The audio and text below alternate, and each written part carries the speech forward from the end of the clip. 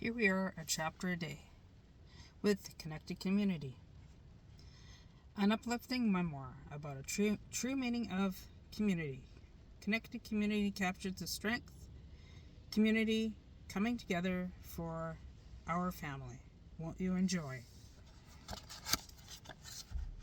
Preface.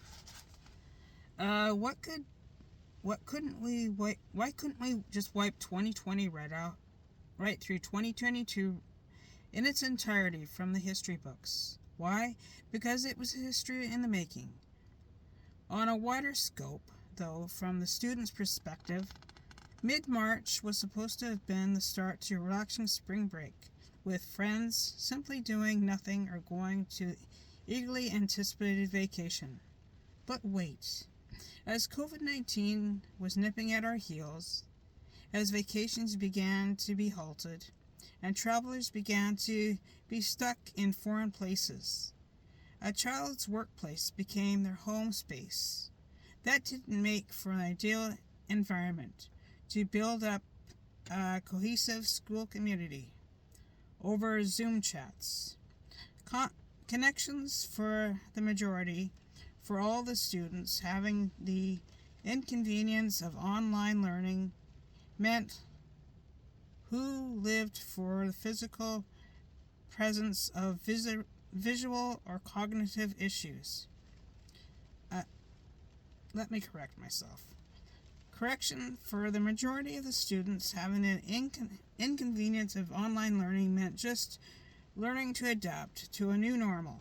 However, for a child who lived for the physical, because of visual or cognitive issues, adapting wasn't always that simple.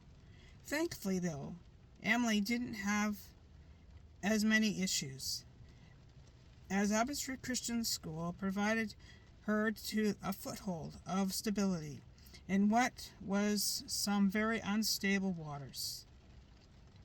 Praying for stability, for normalcy, for now, long after the pandemic, ACS was there. Abbotsford Christian was, in her elementary years, final piece in a fitting the connected community we had so deeply longed for, even if getting there had its moments. A community of compassion, understanding, are the simple components of this book. Celebrating without criticism that everyone had ability, so we ought to celebrate the differences. However, in those times of struggle, we shouldn't let prejudice and stigma cloud our vision, but instead adapt to and define, so we don't lose sight of the precious moments in the greater pictures of childhood. For now, the greater picture was a world in chaos, which in the pandemic's height was hard for even the brightest minds to comprehend. As frustrations mounted, an explanation of why children couldn't go to school, to church, see their friends was needed.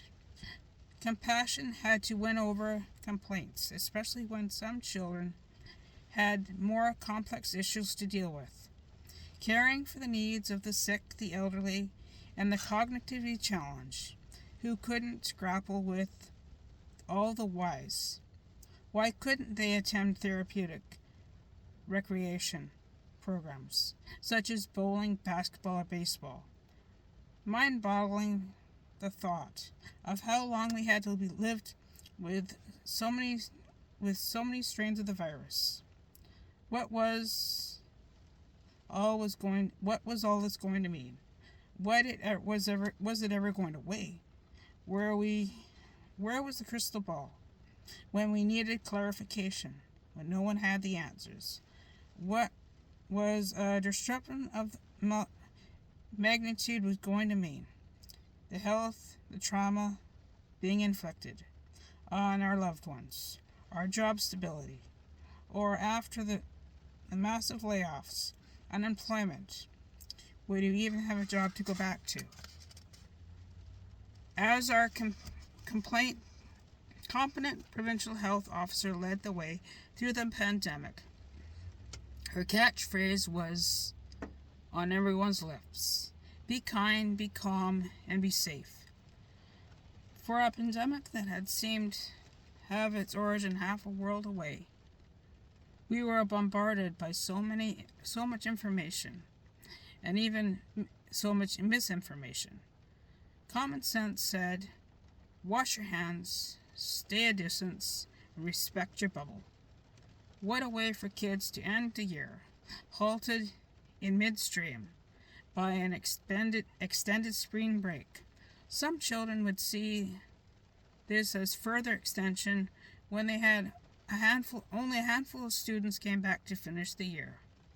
When could everyone let out a collective sigh of relief when reality said this was our present circumstance, whether we liked it or not?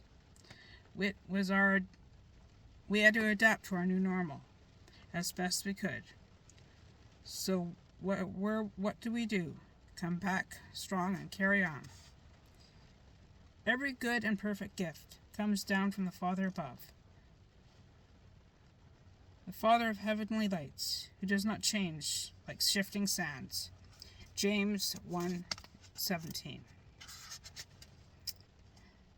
The awesomeness of the Scriptures, the sum of the heartfelt prayers. Only He knew the number of our days, so who could compare?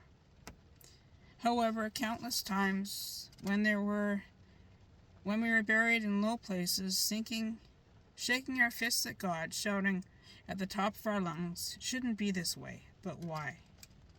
With a community of doubters breathing down our necks, much like a pencil sketch, we'd grip the eraser so tight in a deep, desperate attempt to erase evidence of mistakes made.